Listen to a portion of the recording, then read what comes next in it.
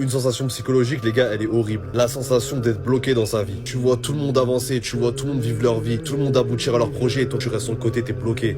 Eh, tu sais pas ce que tu veux faire. Une des plus grandes erreurs qu'on peut faire vis-à-vis de ce monde ici-bas, c'est de calquer notre vision de la réussite, c'est de calquer notre exemple de la réussite sur une soi-disant réussite mondaine que d'autres peuvent avoir autour de nous. Par exemple, toi de ton côté, tu entre guillemets galères un petit peu à gagner de l'argent de manière honnête et à contrario, t'as telle personne qui a telle activité qui lui permet de gagner beaucoup plus. Tu pars du principe que ce qu'il a, c'est nécessairement un bien pour lui et c'est pas nécessairement un bien pour lui. Très peu de personnes peuvent passer la fitna de l'argent par exemple. D'autres, le fait qu'ils soient beaucoup connus, qu'ils aient du succès auprès des gens, c'est pas nécessairement bien pour eux non plus. Parce que l'ostentation, ça peut rentrer dans leur cœur.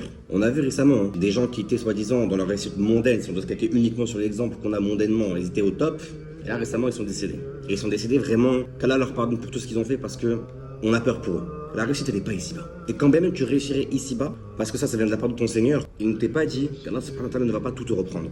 Et Ibn Taymiyyah, rahimahullah, il disait qu'une calamité qui vient d'Allah peut parfois être plus profitable qu'un bienfait de la part d'Allah pour son serviteur. Pourquoi? Parce que malheureusement, des fois, et c'est un comportement qui est humain, il y a beaucoup de personnes, malheureusement, quand ils ont beaucoup de bienfaits de la part d'Allah, ils commencent à en oublier de remercier Allah comme ils avaient l'habitude de le faire avant. Bizarrement, c'est toujours dans les moments les plus durs qu'on se rapproche le plus d'Allah parce que c'est toujours dans ces moments-là qu'on se rappelle qu'on a vraiment besoin de lui, qu'on est vraiment rien sans lui.